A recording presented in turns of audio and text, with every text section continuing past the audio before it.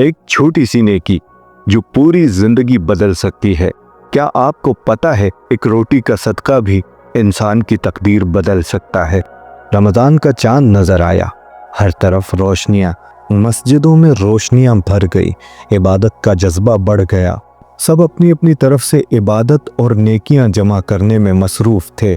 ایک چھوٹا سا قصبہ تھا جہاں ایک غریب آدمی رہتا تھا، احمد کی روزی روٹی مشکل سے پوری ہوتی تھی، مگر ایک بات اسے دوسروں سے مختلف بناتی تھی، اس کا اللہ پہ بھروسہ۔ اس دفعہ رمضان کا پہلا روزہ بہت گرم تھا۔ احمد کا چھوٹا سا گھر جس میں ایک چولہا، ایک پرانی دسترخوان اور صرف ایک روٹی تھی، وہ روٹی جو اس کی افطار کا آخری سہارا تھی۔ مگر جیسے ہی مغرب کا وقت قریب آیا، دروازے پہ دستک ہوئی۔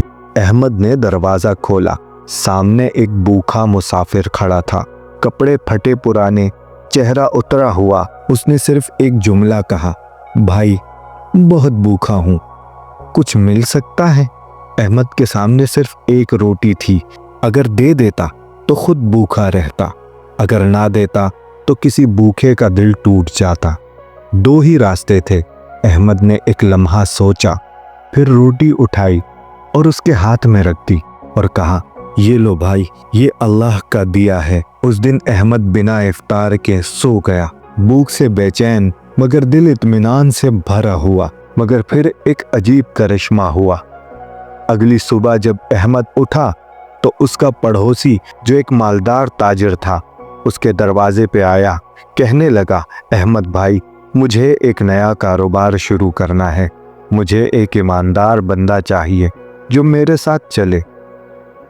تم میری دکان سنبھالو، تمہاری کمائی اس سے ڈبل ہوگی جو تم آج کما رہے ہو۔ احمد کے آنسو نکل آئے۔ ایک روٹی کا صدقہ، ایک چھوٹی سی نیکی، اللہ نے اس کے لیے نئے راستے کھول دیے۔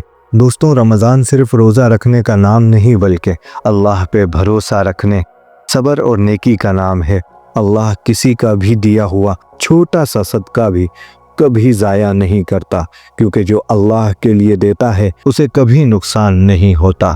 آج آپ بھی سوچئے، کیا کبھی کسی بھوکے کو کھانا کھلایا ہے؟ کیا آپ نے کبھی بنا کسی فائدے کی امید کے کسی کی مدد کی ہے؟ رمضان کا اصل مقصد یہی ہے، نیکی کی عادت ڈالنا اور صرف اللہ پہ بھروسہ رکھنا۔ مجھے کہتے ہیں شبیر احمد، سلام پہنچے۔